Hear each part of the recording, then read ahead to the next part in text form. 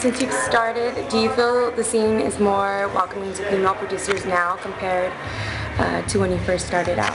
Yeah, most definitely. I mean, from when I first started, I feel like it was already, I mean, generally people are welcoming just because it was kind of a slight bit of an oddity, you know, it wasn't very common.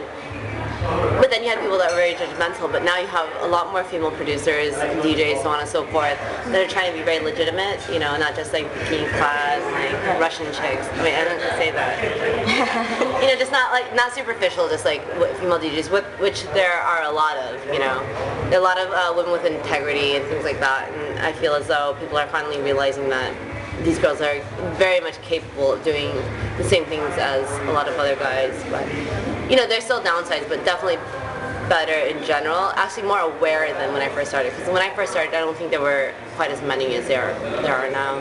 Do you think that it was harder for you to book a gig then than it is now for being a female producer? You know, I would say yes, but not because I'm a female, just because I was like more of a starting artist. Now I'm a little more established, not just because I'm a female, but just in general. I have more music out, you know, more credibility, and you know, to say the least, even compared to some peers or friends of mine, you know, I've been a little bit more fortunate to get more bookings at this point. So I don't feel like it's just because I'm a female, because I don't try to like myself. I don't try to myself. I don't try to stress that aspect of my music too much. Versus, you know, I'm always trying to be really hip hop about it, and it's like, you know, it's all about the music and this and that. So I mean, it's better, but I don't know if it's because of the female thing. I think it's more because I've established myself a little more.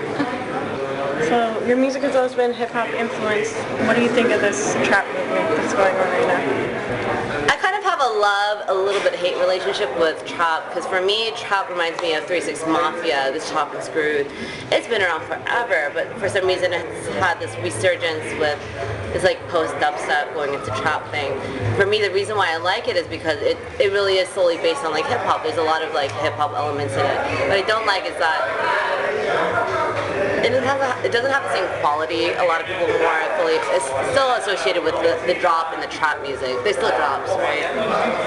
But I mean, I'm always mixed. I mean, I'm a 3 6 Mafia Juicy J fan. I'm just like, I kind of like this shit, and for me, I can't play dubstep, I can't play electro, but I can play a little bit of certain types of house, and I can play some trap music. And for me, it's just because it's soulful, and as long as it's soulful, then it resonates with me.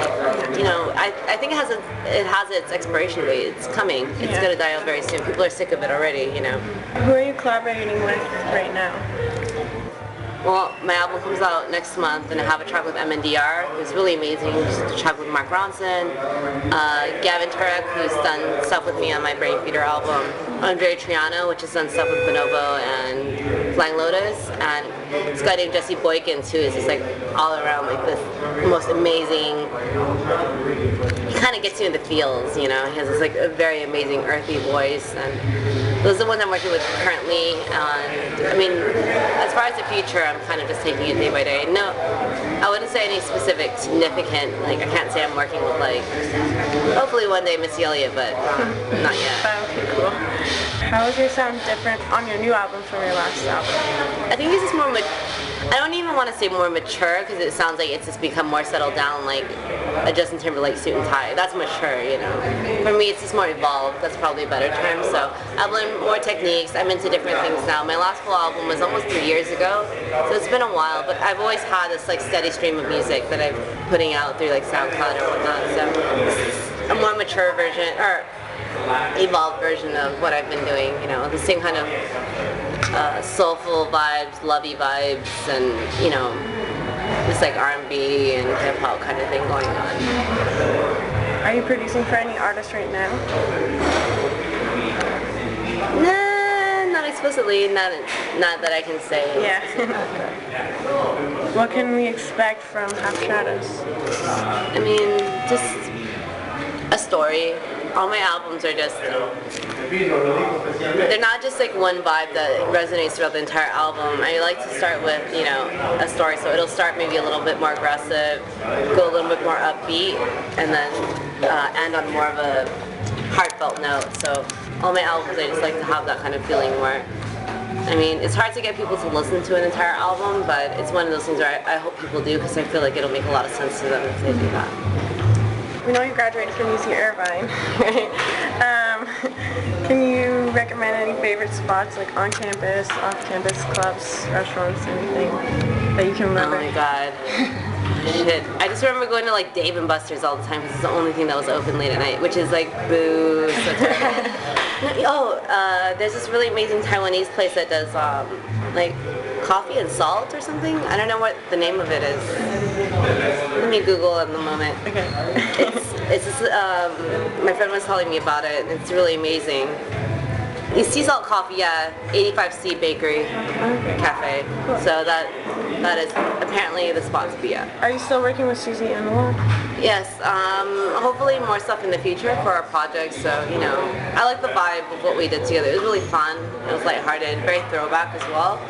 And I mean, right now I'm doing my solo stuff, but right after that's out, then hopefully we'll reconnect and do more stuff together.